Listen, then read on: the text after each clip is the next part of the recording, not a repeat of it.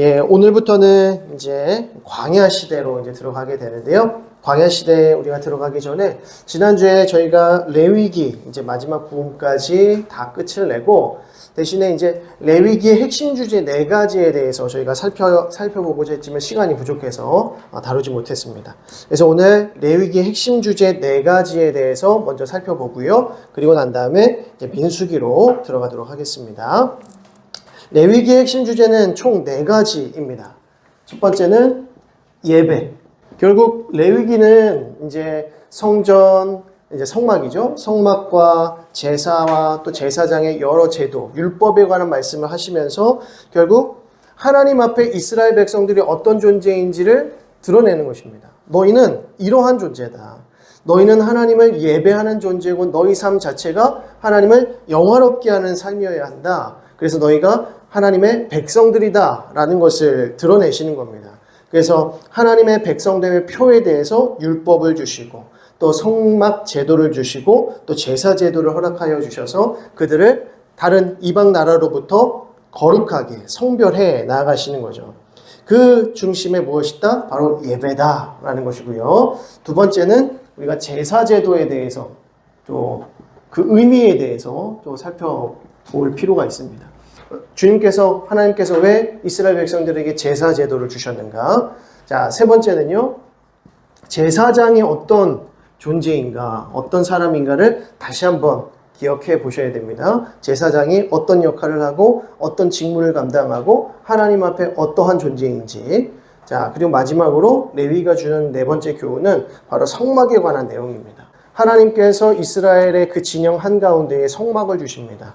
그 이유인즉슨 하나님이 임재하신다는 것이죠. 그들 한가운데에 하나님께서 임재하신다라는 뜻이었습니다. 자, 그러면 예배가 무엇인가, 레위기가 전해주고자 하는 이 예배의 핵심이 무엇인가라고 했을 때, 저와 여러분들이 매주 주일마다 그리고 특별한 이제 공예배 때마다 우리는 하나님을 예배합니다. 우리 믿는 자들이, 하나님을 믿고 예수 그리스도를 믿고 성령을 의지하는 자들이 모여서 무엇하는가? 예배한다는 거예요. 우리는 만나면 뭐 하는 사람들이다? 예배하는 사람들이다. 누구를 예배하는가? 우리의 아버지 되시는 하나님을 예배하는 자들이다. 그래서 예수님께서 주기도문에서 하나님이 어떤 분이신지를 3가지로 고백하라고 하셨습니다. 첫 번째는 하늘에 계신 하나님. 그죠? 하늘에 계신 하나님이 바로 우리의 하나님이시다. 그래서 우리 하나님. 그리고 3번째는요, 우리의 아버지 되신 하나님이라고 했습니다. 여기서의 이 아버지는 우리 인간적인 관계 속에서의 진짜 이런 어떤 아버지의 개념이 아니라 인간 관계에서 가장 친밀한 관계가 아버지와 아들 관계로 보는 거예요. 아버지와 자식 간의 관계, 부모와 자녀 관계가 가장 가깝지 않습니까? 그래서 이거를 맞추어 주심이라고 했습니다. 신학적인 용어로 맞추어 주심. 그래서 하나님께서 우리의 어떤 개념과 우리의 시각에서 가장 가까운 존재가 누구냐? 하나님 아버지와 아들의 관계다. 그러니까 우리와 하나님의 관계가 어떤 존재냐? 어떤 관계냐? 아버지와 아들의 관계다. 가장 친밀한 관계임을 보여주시는 거죠. 그러니까 이스라엘 백성들이 하나님을 어떤 존재로 여겨야 되는가? 하늘에 계신 하나님, 우리의 하나님, 그리고 아버지 하나님으로 섬겨야 하는 것이죠. 이게 바로 우리의 정체성이라는 것입니다. 이런 가운데 우리가 하나님을 예배할 때, 우리가 하나님을 만나고 하나님과 교제할 때에 가장 먼저 일어나는 반응이 무엇인가? 우리가 하나님을 만날 때 어떤 일들이 일어날까요? 우리가 나중에 저 천국 가서 하나님을 뵙게 될 텐데 그때 우리는 무엇합니까? 예배한다고 하잖아요. 우리가 하나님 나라에 가면 무엇하느냐? 예배한다는 것입니다. 그런데 이 예배는 우리가 규정해 놓은 어떤 순서에 따른 이런 의식적인 예식적인 예배가 아니라 하나님을 즐거워하는 것, 하나님을 누리는 것, 하나님과 깊이 있게 교제하는 것, 이 모든 것들이 바로 예배라는 것입니다. 하나님과 우리가 교제하는 것을 예배라고 이해하시면 되겠습니다. 그래서 하나님께서 이스라엘 백성들에게 율법을 주신 이유가 무엇인가? 하나님을 예배하는 자로서의 삶을 살아라는 것이죠. 하나님께서 이스라엘 백성들을 구원하시고 출애굽시키시고 난 이후에 율법을 주셨는데 이 율법에는 하나님의 정신이 담겨 있다고 했습니다. 하나님의 뜻이 담겨 있다. 그래서 하나님께서 이스라엘 백성들에게 율법을 주신 것은 이스라엘 백성들이 그 율법을 통하여 하나님이 어떤 분이신지를 발견하고 그 율법을 지킴으로써 하나님의 뜻을 이행하는 가운데 하나님의 사랑을 드러내는 것이죠. 그것이 바로 무엇이다? 예배라는 것입니다. 그래서 하나님께서 이 예배를 너희가 이렇게 드려라. 너희가 이렇게 예배하면 내가 받겠다라고 하는 그 의식이 무엇이다? 제사라는 것입니다. 성막과 제사와 이 제사장으로 말미암은 제사가 하나님께서 받으시는 정해놓으신 예배법인 거죠. 그래서 하나님께서는 철저하게 이 예배의 방식을 그들에게 가르쳐 주심으로써 이스라엘 백성들은 이렇게 예배할 때 하나님과 친밀하게 교제하게 되는 것이고 하나님이 그들 가운데 임하신다는 겁니다. 이게 바로 예배라고 하는 거죠. 그래서 하나님을 예배하는 방식이 바로 제사와 제사장과 성막으로 이어진다는 것입니다. 그래서 이스라엘 백성들은 이 예배, 이 제사의 제도, 또 성막과 제사장을 통한 하나님과의 교제를 믿음으로 참여해야 한다는 거예요. 믿음으로 참여해야 된다. 바로 이것이 언약적 관계인 것이죠. 하나님께서 이스라엘 백성들과 관계를 맺으실 때는 반드시 언약적으로 맺으시는데 그 언약은 무엇이냐면 쌍방간에 지켜야 할 규율이 있는 것이죠. 규범이 있는 것입니다. 법이 있다는 거예요. 하나님은 하나님의 법을 지키십니다. 이스라엘 백성들에게. 그럼 이스라엘 백성들은 하나님께 대하여 동일하게 하나님께서 말씀하신 그 율법을 준행하고 이 제사제들을 준행하면서 하나님의 그 은혜 가운데 참여하게 되는 것이죠. 그래서 이것을 언약적이다. 그러니까 너희가 이렇게 하면 나는 너희의 하나님이 되고 너희는 내 백성이 되리라. 이게 언약의 관계라는 것이죠. 그래서 이스라엘 백성들은 하나님께서 제정하신 이 예배의 방식을 믿음으로 반응하는 것입니다. 믿음으로 드려야 하나님과 교제할 수 있다는 것입니다. 그럼 결국에는 제사와 제사장과 성막의 이 제도는 결국 누구를 지향하는가? 바로 예수 그리스도를 지향한다는 겁니다. 우리가 어떻게 하나님 앞에 예배할 수 있는가? 라고 했을 때 지금 저와 여러분들은 곧바로 하나님 만나러 갈 수 있습니까? 곧바로 하나님과 교제하실 수 있으세요? 교제할 수 있다고 생각하시면 큰일 납니다. 예. 다른 교단 쪽으로 가셔야 돼요. 저희는 그렇게 얘기하지 않습니다. 우리가 하나님과 친밀하게 교제하는 것은 맞지만 다이렉트로 직접적으로 갈 수 없습니다. 왜? 저와 여러분들은 죄인이기 때문에. 이 죄의 문제를 해결해야 합니다. 이 죄의 문제를 어떻게 해결할 수 있습니까? 예수 그리스도를 믿음으로 해결하는 거예요. 예수 그리스도를 통하여서 하나님께 나아가는 것이죠. 그래서 예수 그리스도만이 우리의 유일한 중보자가 되신다. 예수 그리스도를 믿는 그 믿음으로 우리가 하나님과 교제하게 되는데 예수 그리스도를 믿음으로 하나님과 교제하는 이 관계 속에서 지금 이 예수 그리스도를 통하여 이 중재자의 역할을 무엇이 감당하고 있는 것이에요? 성막과 제사장과 제사 제도가 그 역할을 감당하고 있다는 거예요. 이스라엘 백성들은 예수 그리스도를 알지 못했습니다. 그러나 예수 그리스도를 예표하는 이 제사 제도를 통하여서 하나님께 나아가는 거죠. 그러니까 이 제사를 드리면서 이 믿음 가운데 하나님께 나아가는 자들에게 구원을 베푸시는 거예요. 그러니까 믿음으로 구원 얻는 방식은 동일하다. 그러나 이 이스라엘 백성들은 구약 시대의 성도들이기 때문에 오실 메시아를 믿음으로 구원 얻는 것이고 저희들은요 오신 메시아를 믿음으로 구원받는 거예요. 그러면 구약 백성들이 알지도 못하신 일을 어떻게 알고 믿고 하나님을 예배할 수 있었는가? 라고 했을 때 그 제사제도, 성막, 제사장을 통하여서 하나님께 나아갔듯이 이 제사와 성막과 제사장은 곧 누구를 예표한다? 예수 그리스도를 예표한다.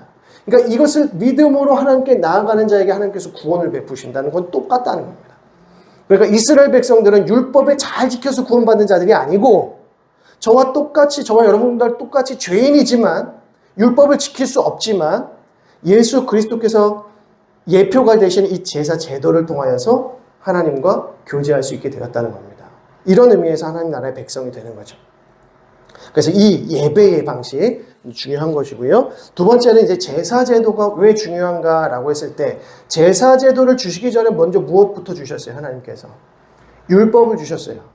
가장 먼저 주신 것이 율법입니다. 십계명을 중심으로 한 율법. 그래서 율법은 세 가지의 법으로 이게 구조가 되어 있는데 첫 번째는 도덕법. 두 번째는 시민법. 시민법은 이 형벌이죠. 형법. 세 번째는 의식법. 어떻게 예배할 것인가. 이 세 개의 법을 주시는 거예요. 근데 그 가운데에서 제사 제도를 주시는 거. 아, 율법 주셨는데 이 율법 잘 지키면 구원 얻는 거 아닌가? 이 율법을 잘 지키면 하나님 나라 백성 되는 것이 아닌가? 그래서 만약 그렇다고 해서 하나님께서 이스라엘 백성들에게 진짜 율법만 주시고 이거 안 주셨다고 생각해 보세요. 그럼 어떤 일이 벌어질까요? 단 한 사람도 구원 얻을 수 없을 것입니다. 단 한 사람도 그 율법을 지킬 수 없기 때문이죠. 그러니까 하나님은 율법을 그러한 의도와 목적으로 주신 게 아닙니다. 하나님께서 이스라엘 백성들에게 율법을 주신 것은 그들이 하나님으로부터 구원받은 하나님의 백성들이라고 하는 표징으로 율법을 주신 거예요.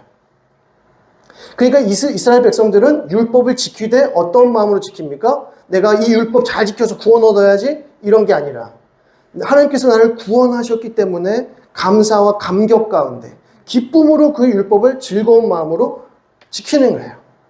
근데 문제는 무엇입니까? 율법을 지키려고 하니까 우리의 성정이 너무나도 이 본성이 죄악되어서 이 율법을 온전히 지키지 못하더라는 거죠. 그래서 하나님께서 그들의 죄를 용서하시기 위한 은혜의 방편을 제공하시는데 그것이 무엇이다? 제사다. 그러니까 이 제사를 통하여서 이스라엘이 지은 그 죄를 깨닫고 그 깨달은 죄에 대하여서 희생 제물에 안수하고 그것을 죽임으로 하나님 앞에 제사함으로 그들의 죄를 용서함을 받는다는 것이죠. 자, 그러면 이 제사에 어떤 효과가 있길래 제사에 이 어떤 효과가 있길래 이스라엘 백성들이 제사를 통해서 죄를 사함받을 수 있었을까요? 여러분, 제사의 이 효과, 곧 제사를 통해서 이스라엘 백성들의 죄가 정말 사하여지는 것인가? 자기가 이제 이웃과의 관계 속에서 범죄했습니다. 잘못을 저질렀고 어떤 살인이라든가 도둑질이라든가 간음이라든가 여러 가지 죄를 범했어요. 그러면 이 사람이 죄의 사함을 받기 위해서 하나님 앞에 제사를 드리면 이 죄가 깨끗이 사라진다, 용서를 받는다, 이 개념 아닙니까? 그런데 도대체 제사에 어떤 능력이 있길래 이 죄를 사해 줄 수 있단 말입니까? 정말 제사를 드렸기 때문에 그 죄가 사하여진 것인가? 맞습니까? 제사를 드리기만 하면 죄가 사해지는 것입니까? 그럼 저와 여러분들이 그 제사 드리면 되지. 제사 안 받으려면 제사 드리면 되지. 왜 제사 안 드리십니까? 그러니까 제사 자체가 죄사함을 주는 것이 아니에요. 그러면 우리를 깨끗하게 하고 우리를 용서하는 것, 그것은 무엇인가? 제사가 아니라 이 제사를 통해서 하나님께서 은혜 베푸시는 거죠. 그러니까 제사는 믿음의 방편이에요. 은혜의 방편이에요. 우리가 믿음으로 제사 드릴 때 하나님께서 그 믿음 보시고 너를 죄 없다 하겠다라는 것이죠. 이게 이 제사에 담겨진 은혜이라는 것입니다. 그래서 제사는 하나님의 사랑을 보여줍니다.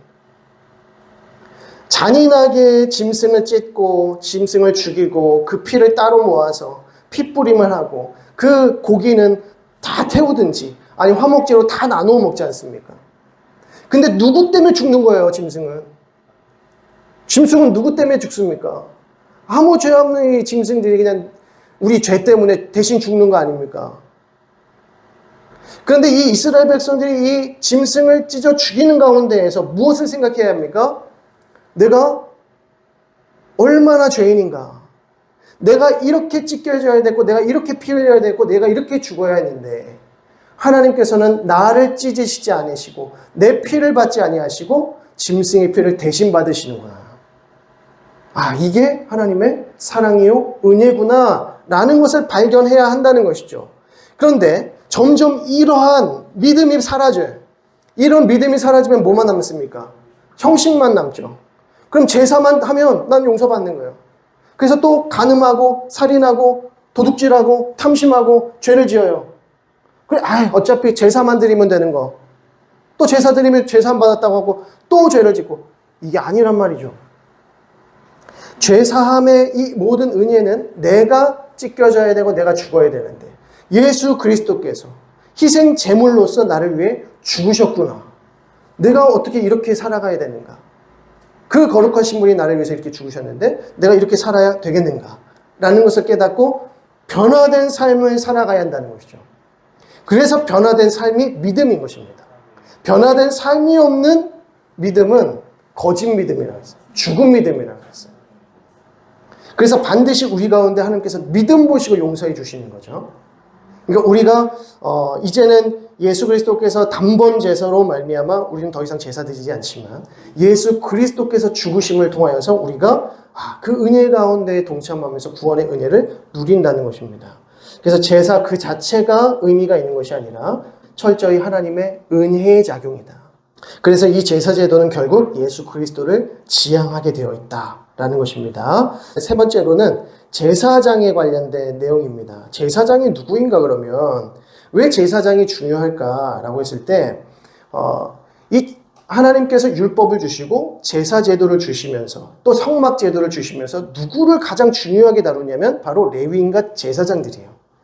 이 레위인과 제사장들의 관련된 규례를 따로 주실 만큼 그만큼 중요하게 다루시거든요. 그러면 왜 제사장이 중요할까라고 했을 때 이 제사장은 철저하게 중보적 사역을 감당하는 것이죠. 우리가 중보적 사역이라고 했을 때에는 하나님을 대리하여서 이스라엘 백성들에게 은혜를 베푸는 자, 이게 중보적 첫 번째 의미고, 두 번째는 무엇입니까? 인간의 죄를 대신하여서 인간의 대표로서, 죄인의 대표로서 하나님 앞에 용서를 구하고 회개의 제사를 드리는 자가 바로 제사장이에요. 그러니까 이 제사장의 모형은 무엇이냐면 하나님이 계시다면 하나님을 대신하여서 이스라엘 백성들에게 향하는 자, 반대로 이스라엘의 죄를 짊어지고 하나님을 향하는 자가 바로 제사장인 것이죠. 이 제사장은 그래서 너무나도 거룩한 자여야 하고 거룩하게 하시기 위해서 하나님께서 그들을 성별하게 하시는, 거룩하게 하시는 여러 가지 규례를 주시는 것입니다. 그래서 제사를 드릴 때, 전체 이스라엘 백성들을 위한 제사를 드릴 때 누구를 위한 제사를 먼저 드립니까?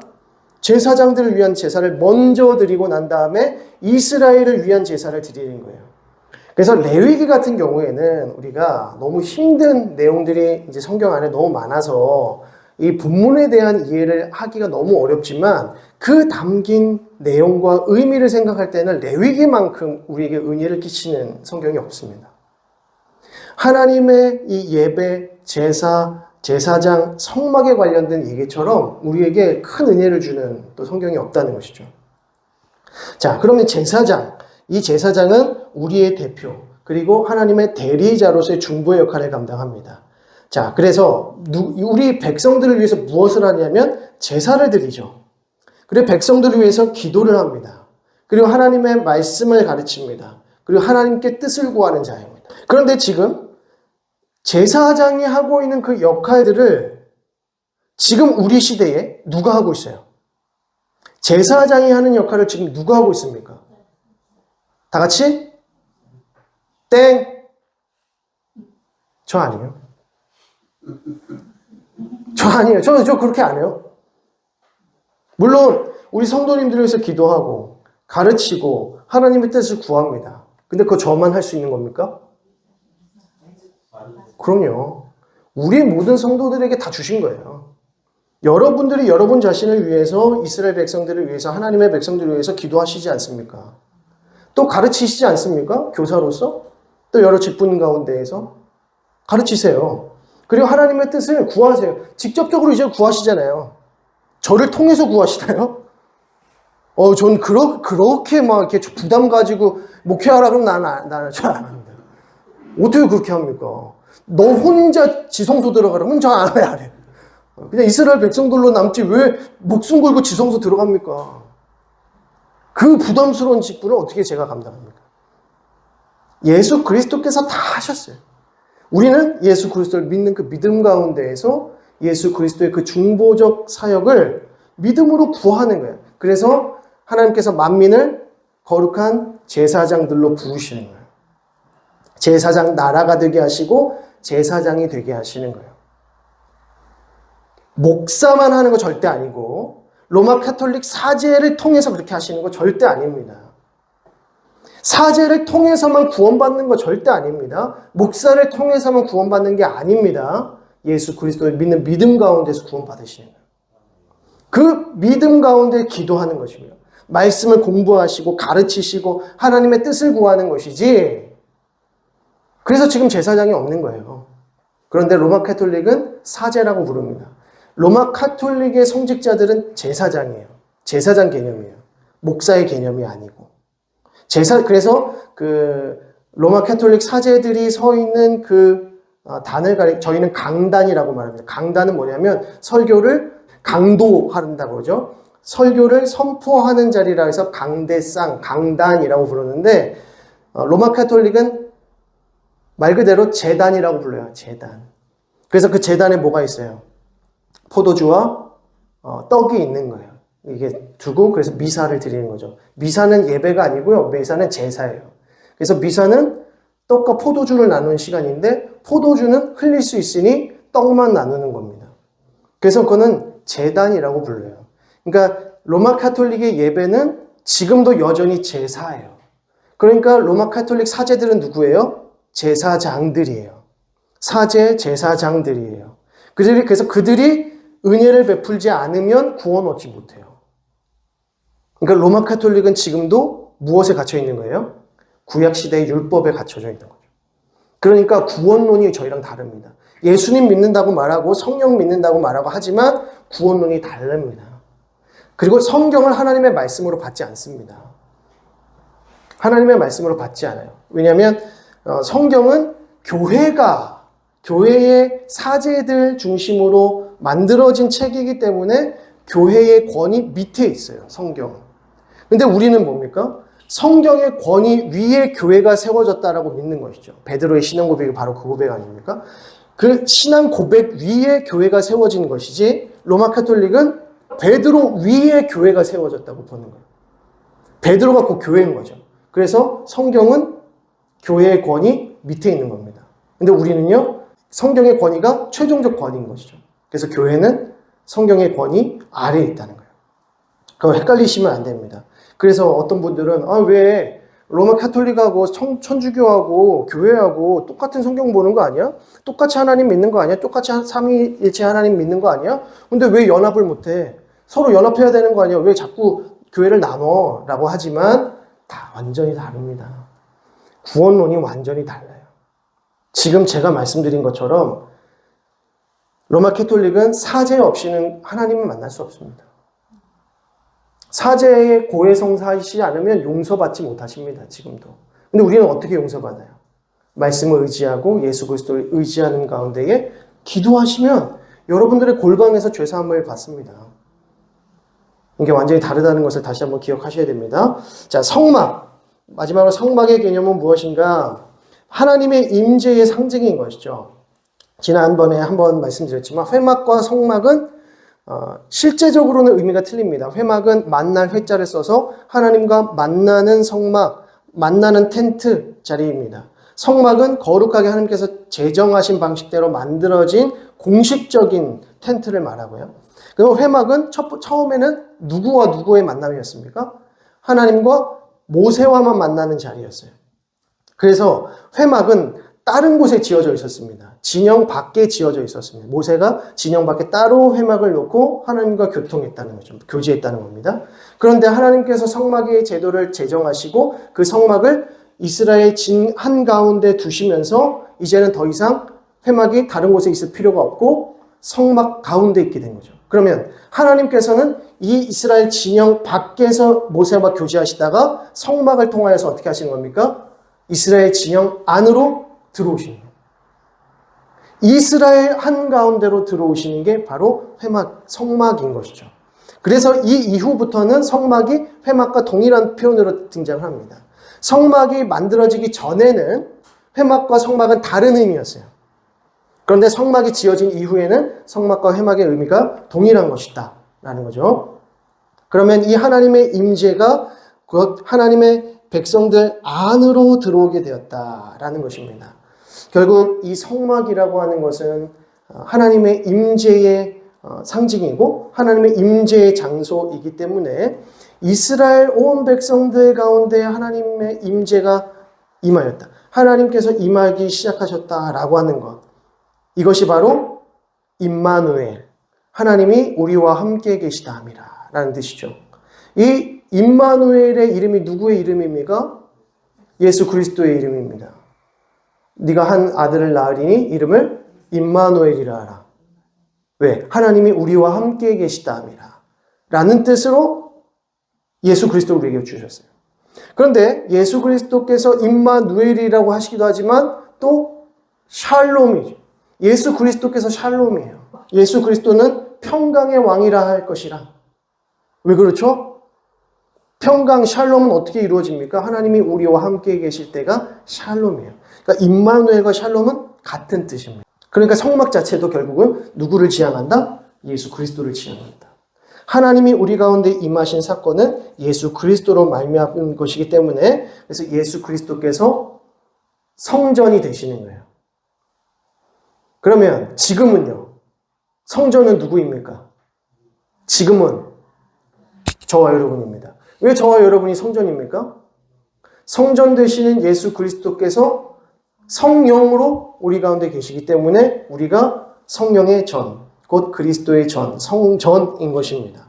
그래서 왜 성전이 없냐? 왜 이제 제사가 없냐? 성막이 없냐? 제사장이 없냐? 이유는 단 한 가지입니다. 예수 그리스도 때문입니다. 예수 그리스도가 계시면 되는 거예요. 예수 그리스도를 믿는 믿음 가운데 우리가 구원받고 하나님의 백성이 되는 거예요. 그래서 하나님을 예배하는 것, 제사를 드리는 것, 제사장, 그리고 성막, 이 모든 것은 결국 예수 그리스도를 예표하는구나. 레위기는 결국 누구에 관한 이야기다? 예수 그리스도에 관한 얘기구나 라는 것을 깨닫는 거예요. 물론 레위기 1장부터 또 끝장까지 또 읽으세요. 그러면 우리는 또 주리를 틀면서 또 시험에 빠질 수도 있겠지만 그 가운데 이것이 예수 그리스도께서 우리에게 은혜 베푸시는 작업들이다라고 읽으시면 되겠습니다. 아시겠죠? 그래서 이후로부터는 큰 시험에 빠지지 않으시기를 축복드립니다. 자, 이제 오늘 나눠드린 새로운 강의 한번 보시겠습니다. 민수기, 이제 광야 시대 보겠는데요. 광야 시대는 말 그대로 민수기는 이스라엘 백성들이 광야에서 방황하던 40년간의 이야기, 스토리들을 이야기하고 있습니다. 그래서 40년 광야 생활을 의미한다고 해서 광야 시대라고 하고 이제 민수기라고 합니다. 근데 히브리 성경에서는 실제로 히브리어 성경의 민수기 부분을 어떤 제목을 달았냐면 광야에서라는 제목이에요. 히브리 성경에는 광야에서가 제목입니다. 광야에서. 그런데 이후에 헬라어 성경과 라틴어 성경에서는 넘버스, 말 그대로 수를 세다. 국민의 이스라엘 백성들의 수를 세다라고 해서 민수기라고 합니다. 우리는 헬라어와 라틴어 성경의 그 본을 따라서 이제 넘버스라는 단어를 그대로 쓰는 것이죠. 자, 모세오경의 구조를 전체를 보시게 되면 창세기 1장부터 11장까지 하나님 나라의 시작이 되었다가 죄로 말미암아 퇴행되었고 12장부터 50장까지에는 족장들, 특별히 아브라함, 이삭, 야곱, 요셉으로 이어지는 이 족장들의 역사를 통하여서 하나님의 언약이 어떻게 흘러갔는지를 보여주고요. 그리고 출애굽기의 말씀을 통해서 실제적인 구원의 역사가 일어나기 시작했고요. 그들에게 하나님께서 예배, 제사, 제사장, 성막 제도를 주심으로 그들과 언약을 성취하시는, 그들 안으로 들어오시는, 하나님께서 그들의 하나님 되시는 은혜를 보여주셨습니다. 자, 이제는 하나님께서 이스라엘 백성들에게 약속하신 대로 그들을 약속의 땅 가나안으로 인도하시려고 하는 그 시작점에 있습니다. 그래서 민수기는 인원수를 다 계산하는 이유가 무엇이냐면 이제 출발하고자 하는 거예요. 시내산에 이제 머물다가 이제 출발하는데 시내산에 머문 지 얼마나 되었을까요? 오늘 본문을 보시게 되면 1장 1절 보면 둘째 해, 둘째 달, 첫째 날에 라고 합니다. 그러면 첫째 해, 첫째 달, 첫째 날은 어떤 일이 벌어진 날입니까? 그렇죠. 유월절 전이죠. 유월절을 준비하던 시기가 바로 1월이었습니다. 그래서 1월 1일 부터 시작해서 1월 14일에 정확히 유월절로 출발하게 되는 거죠. 그래서 1월 14일을 유월절로 지키는 겁니다. 그래서 지금 둘째 해, 둘째 달, 첫째 날이라고 하는 것은 2년 2월 1일을 가리킵니다. 그죠? 이때에 여호와께서 시내 광야 회막에서 모세에게 말씀하여 이르시되 라고 하는 것이죠. 그러면서 너희는 이스라엘 자손의 모든 회중 각 남자의 수를 그들의 종족과 조상의 가문에 따라 그 명수대로 계수할지니 라고 합니다.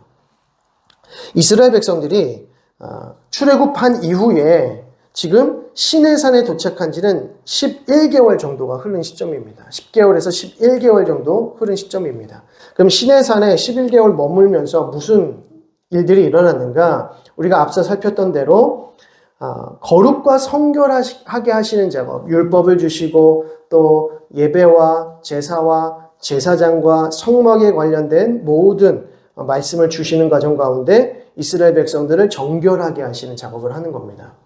자, 그러면서 이제 이번 광야 시대 구조와 요점을 보시게 되면 이제 채비 1장에서 10장, 두 번째는 11장에서 14장 말씀은 반역, 그리고 15장에서 25장은 방황, 그리고 네 번째는 신세대 이렇게 나오는데요. 이제 채비라고 하는 것은 출발하기 전까지 어떤 준비를 해야 되는가, 오늘 그 내용을 이제 좀 살펴보게 될 거고요.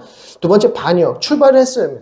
출발을 했지만 여전히 이스라엘 백성들은 하나님께 불평하고 원망하고 반역하더라는 겁니다. 가장 큰 문제는 무엇이냐면 이번 반역의 맨 끝에 보시면 정탐이 나오죠. 정탐 13장 14장 내용인데 우리가 잘 아는 가데스 바네아 사건. 그래서 불순종한 사건이 이때 나타나게 되고 이 사건을 중심으로 해서 시작으로 하여서 40년 광야 생활이 시작되어집니다. 그래서 3번의 방황 15장에서 25장의 내용은 약 39년, 40년간의 이야기를 담고 있는 것이죠. 그리고 나서 1세대들이 다 죽고 2세대와 그 다음 세대들을 가리켜서 신세대라고 부르는데 이 신세대가 되었을 때에 다시 2차 계수를 하게 됩니다.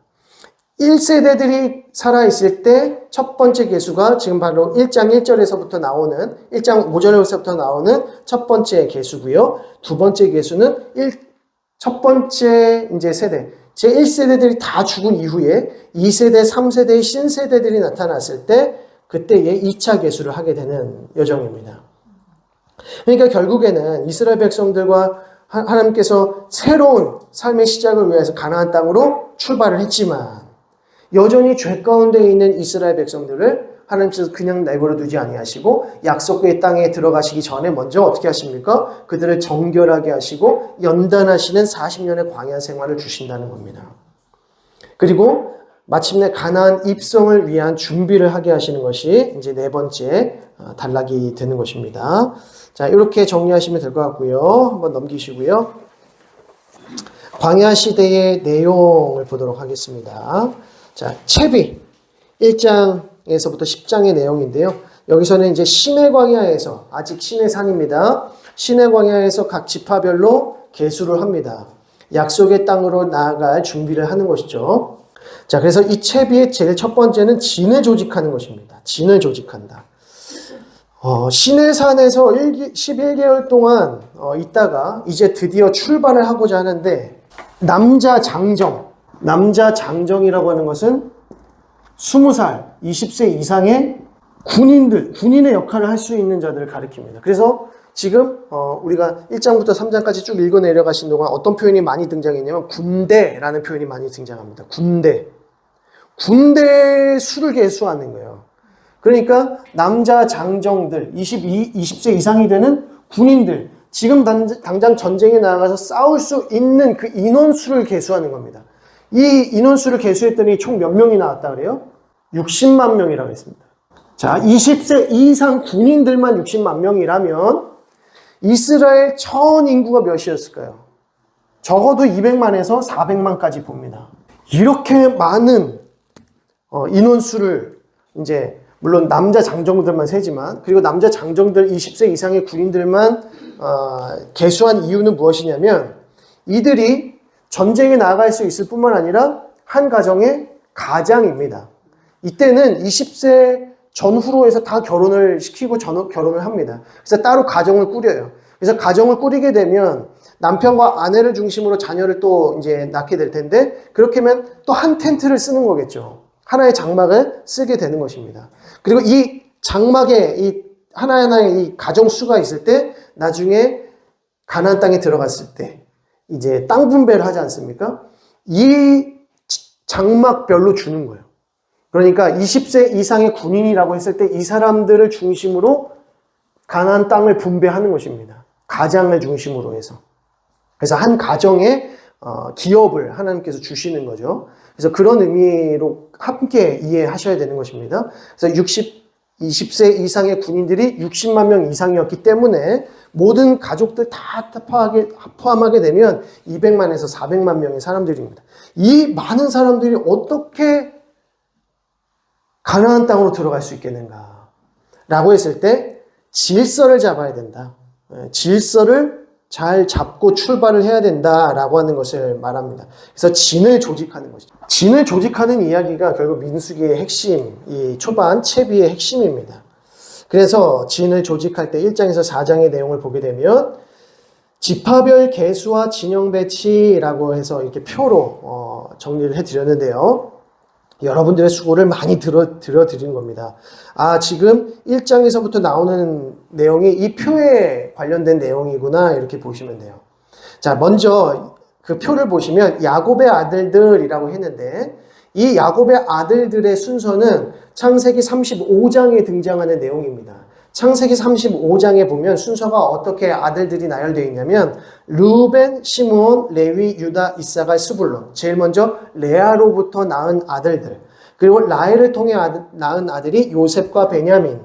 그리고 빌하, 라헬의 몸종입니다. 라헬의 몸종인 빌하를 통해서 낳은 자식이 단과 납달리.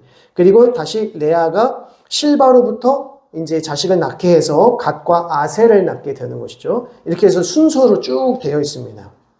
레아의 아들들, 라헬의 아들들, 라헬의 몸종인 빌하의 아들들, 그리고 레아의 몸종인 실바의 아들들, 이렇게 해서 쭉 12개가 나오는데, 그런데 오늘 이 민수기 1장에서 등장하는 그 자녀들, 지파의 이름을 보게 되니까 르부벤, 시몬까지는 같은데 갑자기 갓이 등장했습니다. 갓이 지금 어디에 있던 지파입니까? 누구의 아들이에요? 레아의 몸종인 실바의 아들입니다. 갓 밑에 보이시죠? 그거랑 한번 연결 지어보세요. 동그라미 해가지고 서로 갓 이렇게 표시를 한번 해보십시오. 왜 갓이 올라갔을까요? 갑자기. 자, 그 다음 순서 보겠습니다. 유다 똑같고요. 이사갈, 스불론 똑같습니다. 그런데 또 갑자기 에브라임과 므낫세가 등장을 하죠. 왜냐하면 요셉의 두 아들들, 에브라임과 므낫세. 그래서 요셉 지파가 두 지파로 나누어지는 겁니다. 그리고 베냐민 똑같고 단 똑같고, 그런데 납달리와 단 사이에 실바의 아들인 아셀이 갑자기 또 가운데로 들어옵니다. 그리고 납달리, 레위가 들어오죠. 그러니까 이 민수기 1장에서부터 나오는 이 계수는 레위 지파는 가장 마지막에 계수를 하게 되기 때문에 레위 지파를 제일 마지막으로 내린 것이고, 이 레위 지파의 자리에 갓을 올린 이유는 이 갓이 실바, 레아의 몸종인 실바의 장남이죠. 장남이기 때문에 그 자리에 끼워 넣은 것입니다. 그리고 쭉 가다가 요셉은 말씀드린 대로 에브라임, 므낫세 지파로 두 지파로 나누게 되죠. 그래서 이스라엘 지파는 총 13지파입니다. 원래 13지파예요. 근데 누구는 그 계수에서 뺍니까? 레위는 빼는 거죠. 레위를 빼고 요셉 지파를 두 지파로 나뉘니 12지파가 나오는 것이고, 레위 지파는 제사장의 지파로서 따로 하나님 앞에 이제 계수가 되는 겁니다. 자, 그리고 난 다음에 아셀이 단과 납달리 사이에 들어간 것은 이제 레아와 라헬의 몸종인 이 자녀들은 그냥 한꺼번에 묶는 거예요. 그리고 이렇게 묶여진 지금 이 지파들이 배치면을 보시면 이게 민수기 2장에 등장하는데, 배치. 동쪽에는 유다, 이사갈, 스불론이 들어가고, 남쪽에는 르우벤, 시므온, 갓 지파가, 그리고 서쪽에는 에브라임, 므낫세, 베냐민, 그리고 북쪽에는 단, 아셀, 납달리 지파가 들어갑니다. 자, 여기서 보시게 되면 또 특별한 것이 무엇이냐면 원래 배치에서 동으로 할 때 제일 먼저 누가 들어가야 돼요? 루벤, 시몬, 갓이 들어가는 게 맞는데 갑자기 유다, 이사갈, 스불론이 들어간단 말이죠. 이 세 그룹이 들어갑니다. 왜 그랬을까요? 유다가 장자이기 때문에. 루벤은 아버지에게 음란한 죄를 범했기 때문에 장자에게서 떨어졌고, 레위와 시므온은 야곱에게 세겜 지파의 그 족장들과 그 남자들을 다 죽임으로 해서 큰 근심을 주었기 때문에 장자가 되지 못합니다. 그래서 유다가 장자가 되면서 유다, 이사갈, 스불론 이 팀이 동쪽 맨 위쪽으로 올라가는 겁니다. 지금 이 배치가 뭐냐면 나중에 이대로 행진을 하게 됩니다. 이 순서대로 행진을 하게 되는 거예요. 자, 그래서 유다가 제일 먼저 쓰게 되고, 그 다음에 르벤, 시몬, 갓 지파 팀이 남쪽을, 그리고 에브라임, 므낫세, 베냐민이 서쪽을, 그리고 단, 아셀, 납달리 지파가 북쪽에 오게 됩니다. 그래서 그 밑에 진 배치를 보시게 되면 성막을 중심으로 해서 오른쪽 동쪽이죠. 그러니까 성막의 이 오른쪽은 동쪽입니다. 거기가 문이 있는 곳이 이제 동쪽이죠. 그래서 문 앞 바로 앞에는 유다, 이사갈, 스불론 지파가, 그리고 그 밑에 남쪽에는 르벤, 시몬, 갓 지파가, 그리고 서쪽으로 해서는 에브라임, 므낫세, 베냐민 지파가, 그리고 북쪽에는 단, 아셀, 납달리 지파 이렇게 나옵니다. 자, 그런데 제가 유다, 르벤, 에브라임, 단은 초록색으로 볼딩 처리를 해드렸어요. 보이시죠? 색깔이 따로 구분되어 있죠. 유다, 르벤, 에브라임, 단. 그러면서 유다로부터 시계 방향으로 르벤, 에브라임, 단 순서로 되어 있습니다. 그래서 행진할 때 유다, 이사갈, 스불론, 그리고 그 다음에 르벤, 시몬, 갓, 에브라임, 므낫세, 베냐민, 단, 아셀, 납달리 순으로 이게 시계 방향 순으로 빠져나가는 겁니다. 이해되시죠? 이것이 바로 이제 진 배치와 함께 행진의 순서다라고 보시면 되겠습니다. 자, 1-1-2 레위인 계수와 업무 3장과 4장의 내용을 보면 이제 레위인 계수를 따로 하는 겁니다. 그래서 레위인 해가지고 조상, 게르손, 고핫, 므라리라고 하는 것이죠. 레위의 아들들입니다. 그러니까 레위의 세 아들이 게르손, 고핫, 므라리인데 그들의 자녀들이 이제 게르손 자손, 고핫 자손, 므라리 자손들로 구성되는 레위 지파, 레위인들이 되는 것입니다. 그래서 이들은 각각 이들 역시도 위치가 이렇게 되어 있어요. 게르손 자손은 서쪽에, 성막 서쪽에 에브라임 지파 쪽 그 사이에 있는 것이고요. 그리고 남쪽으로는 고핫 자손이, 그리고 므라리 자손은 북쪽에, 그리고 아론 대제사장 그룹은 동쪽에 있습니다. 그래서 이 순서도 똑같습니다. 제사장, 고핫, 게르손, 므라리 순으로 이제 행진을 하게 되는 겁니다. 근데 여기서 보시게 되면 유다, 이사갈, 스불론 앞에 제사장이 있고 그 안에 성막이 있음을 보시게 돼요. 그러니까 성막 주위로 누가 진을 배치하고 있습니까? 제사장과 레위 지파가 진을 구성하고 있습니다. 왜 그럴까요? 이스라엘 백성들, 일반 백성들이 성막으로 무작정 들어가지 않도록 하는 겁니다. 성막 안에 아무런 의미 없이 들어가게 되면 어떻게 됩니까? 죽는 것이죠. 그래서 그런 일이 벌어지지 않도록 레위 지파와 제사장 그룹이 성막을 둘러싸고 있는 것입니다. 그래서 성막 바로 문 앞에 제사장 아론이 다 그 문지기를 하고 있는 겁니다. 그래서 문지기로서 제사장 그룹이 바로 동쪽 앞에 있는 것이고요. 그리고 유다, 이사갈, 스불론 쪽으로 이렇게 되는 것입니다. 자, 넘기시겠습니다. 진의 성별 5장에서부터 8장의 내용인데요. 이 진을 유지하기 위해서 진의 성결, 경제 질서의 문제, 가정 질서의 문제, 나실인 성결의 문제, 축복 기도로 나타납니다. 그래서 일반 진영의 성결과 질서를 유지하기 위해서 진을 성별케 하시는 작업이 등장을 하는 것이죠. 자, 이제 진을 조직을 했습니다. 이렇게 진을 조직해라. 위치를 이렇게 해라. 라고 다 정하셨어요. 그런 다음에 진을 성별하십니다. 이 진을 성별하게 하는 과정이 무엇인가? 진을 성결하게 하고 경제 질서의 문제, 가정 질서의 문제, 나실인 성결, 축복 기도의 문제가 진을 성별하는 작업입니다. 자, 진을 왜 성별시켜야 될까요? 왜 거룩하게 유지해야 될까요? 이 진을. 이제 이 진영 순서대로 가나안 땅, 약속의 땅으로 진군하게 됩니다.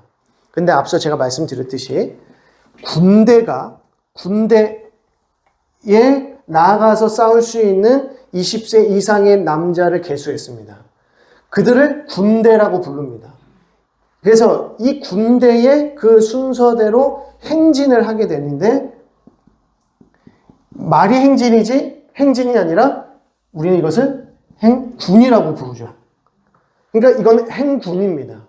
어떤 군대입니까? 그러면 이스라엘 군대는 하나님의 군대죠. 하나님의 군대. 아니, 왜 이스라엘 백성들이 행군하는 것을 군대의 행군이라고 표현하는 것인가? 이스라엘 백성들이 약속의 땅에 들어가기 위해서 인구 대이동을 하는 것을 왜 행군이라고 말하는가? 왜 행군이라고 말할까요? 너무나도 당연한 의미로 이것은 영적 전쟁이기 때문이죠. 이스라엘 백성들이 약속의 땅 가나안으로 들어가는 것은 이사가는 게 아니에요. 이동하는 게 아니에요. 이거는 영적 전쟁입니다. 약속의 땅에 들어가는 것, 그 들어가는 여정, 모든 것들이 지금 전쟁이에요. 영적인 전쟁입니다. 그러니까 이 영적인 전쟁에서 승리하려면 무엇이 필요한 것이에요? 믿음이 필요한 것입니다. 믿음이 없으면 가나안 땅에 들어갈 수 없다는 말씀인 거죠. 그러니까 성별해야 되는 거죠. 거룩하게 지켜야 되는 것입니다.